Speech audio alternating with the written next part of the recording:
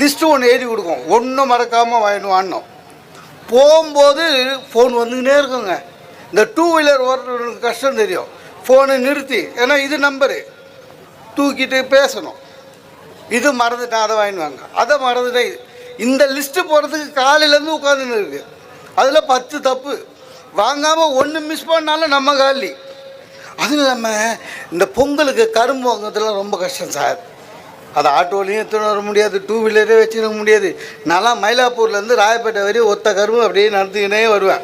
எதிர்க்க பார்க்குறவங்கலாம் என்னை துக்கம் விசாரிப்பான், என்ன பொங்கலா அப்படின்வான்.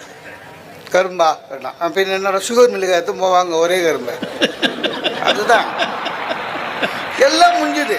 அந்த பூஜை நேரத்தில் டென்ஷனுங்க. பூவு சாமந்தி ஒவ்வொரு சாமிக்கும் 2 அளவு சொல்லியிருக்கா. எங்கள் அப்பா படமும் அம்மா படமும் இருக்குது.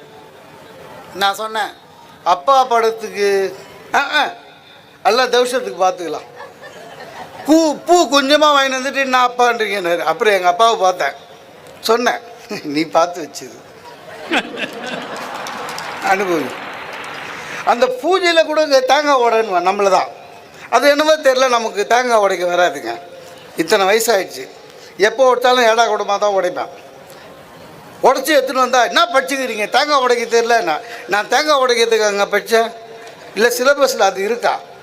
இதே சூற தேங்காய்னா பரவாயில்லைங்க, ஆஃபீஸில் ஜிஎம்ஐ நெஞ்சு ஓங்கி போட்டு வச்சுக்க தூள் தூளாக ஆகும்.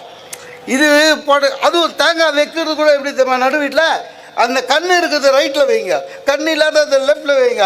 இலை தாண்டாதீங்க, என் ஹைட்டுக்கு இலை தாண்டாமல் தேங்காய் கீழே வைக்கவே முடியாது. அப்புறம் கற்பூர தட்டாவே எடுத்துப்பாங்க, நம்ம பெல் அடிக்கணும். அது ரொம்ப கொடுமை. பெல் அடிச்சிக்கினே ஒரு கையில் பெல்லு, ஒரு கையில் கற்பூரம். ஏன்னா அந்த அம்மா அணையத்துக்கு முன்னால் அதை போடணும். வெறும் எடுபடி. நான் ஒரு நாள் கூட பூஜையில் சாமி கும்பிட்டதே இல்லை. இவ்வளோ வேலை நானே பண்ணின்னு இருக்கேன். அவன் அப்படியே சாமி கும்பிட்டுடுங்க, கடைசியாக இவ்வளோ பெரிய கற்பூரத்தை வச்சு கீழே வச்சுட்டு என்ன பண்ணுவான், கற்பூரம் அணையிற வரையும் பெல் அடிக்கிறத நிறுத்தக்கூடாதுட்டு வெளில போயிடுவான். தனியாக நின்று ஆட்டி நிற்பேன் பெல்லு. சொல்லி வச்சா மாதிரி கற்பூரம் அணையவே அணையாதுங்க. திட்டுவாங்க, ஏன்னா வேர்க்கும். ஒரு ஃபேனெல்லாம் இல்லை பூஜை ரூமில். சார் அணையில. இது ஒரு பூஜையா சார்? சார்